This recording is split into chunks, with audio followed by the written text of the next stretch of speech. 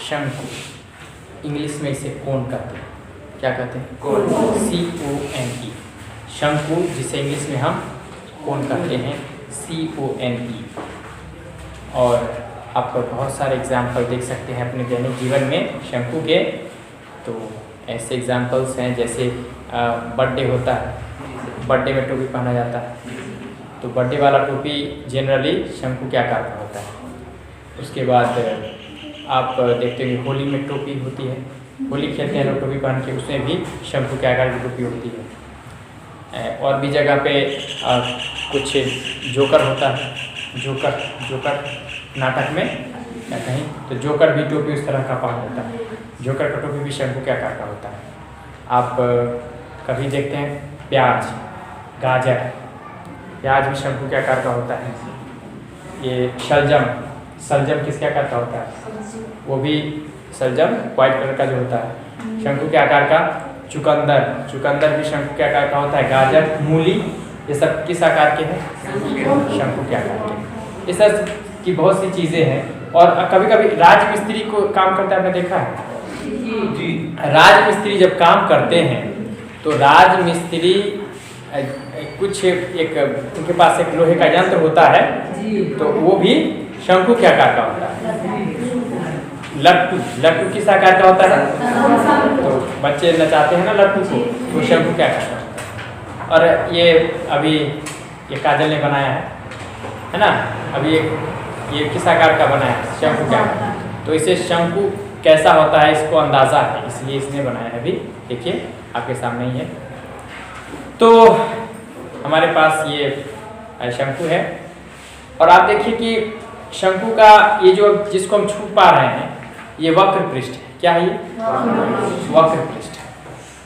और ये जो ऐसे दिख रहा है खाली खाली जैसा, अगर इसका पेंदी बंद कर दिया जाए तो ये पेंदी, ये सर्कुलर पेंदी कैसा है? सर्कुलर, यानी वृत्ताकार, ये वृत्त के आकार का पेंदी है।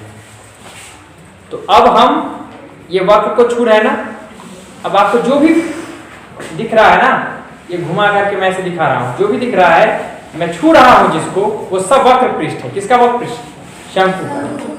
किसका वक्र पृष्ठ है ये? जिसको मैं छू पा रहा हूँ। इसमें ये जो कोना है इसको कहते हैं शीर्ष। क्या बोलते हैं? शीर्ष।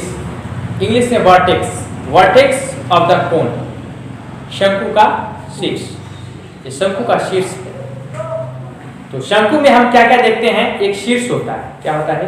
शीर्ष होता है। उसके बाद ये वक्र पृष्ठ है। ये क्या है? जिसको मैं छू पा रहा हूँ, ये छू पा रहा हूँ, ये वक्र पृष्ठ है।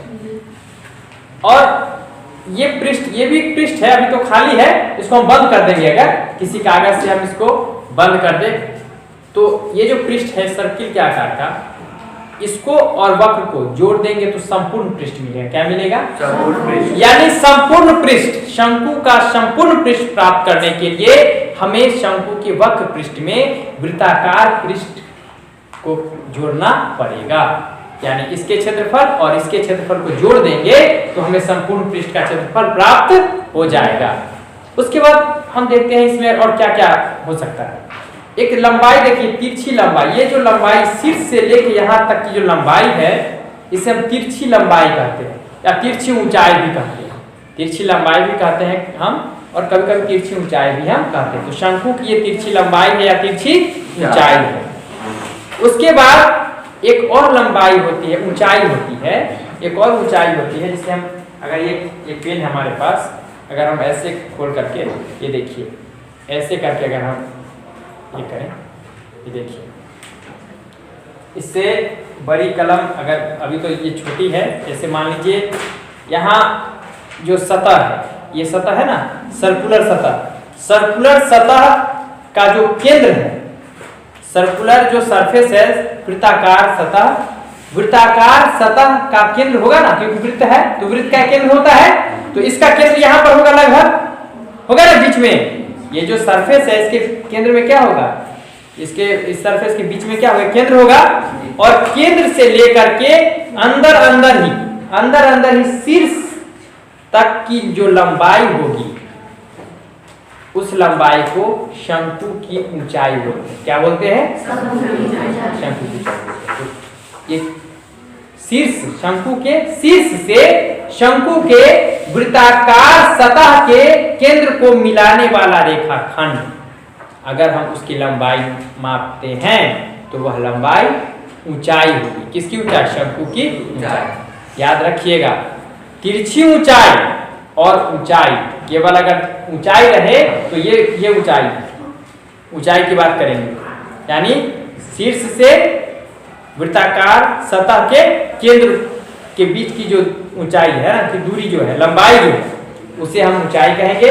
और तिरछी ऊंचाई ये है, यानी शीर्ष से, ये देखिए इसकी परिधि, शीर्ष से ये जो वृत्ताकार सतह है, इस वृत्त पर किसी बिंदु की दूरी, ये जो दूरी होगी, इस दूरी को तिरछी ऊंचाई कहेंगे। उसमें वृत्त की परिधि पर से कोई बिंदु लेना होगा, है ना। इस जगह से यहाँ तक की जो दूरी होगी वो होगी तिरछी ऊंचाई। तिरछी होगी, समझ में आ रहा है ना, तिरछी होगी, तिरछी ऊंचाई। तो आपने दोनों चीज को समझ लिया। क्षेत्रफल इसका, वक्र पृष्ठ का क्षेत्रफल होगा पाई आर एल। क्या होगा? पाई आर एल। और वक्र पृष्ठ में चूंकि वृत्ताकार है नीचे का सतह, तो दोनों को जोड़ देंगे तो संपूर्ण पृष्ठ का क्षेत्रफल हमें प्राप्त हो जाएगा। उसके बाद देखिए शंकु का आयतन। तो शंकु का आयतन 1/3 गुने पाई आर स्क्वायर है। इसमें आपको बेलन की याद आती होगी, क्योंकि बेलन का आयतन होता है पाई आर स्क्वायर एच, और शंकु में बस ये 1/3 से मल्टीप्लाई कर दीजिए, शंकु का बन जाएगा। यानी आप ऐसा समझिए कि अगर हमारे पास सेम ऊंचाई का शंकु और बेलन, यानी ऊंचाई सेम, जैसे ये मान लीजिए ये तो बहुत, ये वाटर बॉटल बड़ा है ना, मान लीजिए छोटा इतना बड़ा होता है ना। तो अगर ये सेम और इसका दोनों का मान लीजिए ये मिल रहा है, यानी इसका भी पेंदी कैसा है? वृत्ताकार, और इसका भी कैसा है? वृत्ताकार। तो दोनों ये वृत्ताकार है, तो दोनों का पेंदी मान लीजिए दोनों सर्किल का क्षेत्रफल बराबर है। दोनों का क्षेत्रफल क्या है? और इसके लिए त्रिज्या बराबर होना जरूरी है। मान लीजिए दोनों वृत्ताकार सतह का की जो त्रिज्या है वो बराबर है और ऊंचाई भी बराबर है।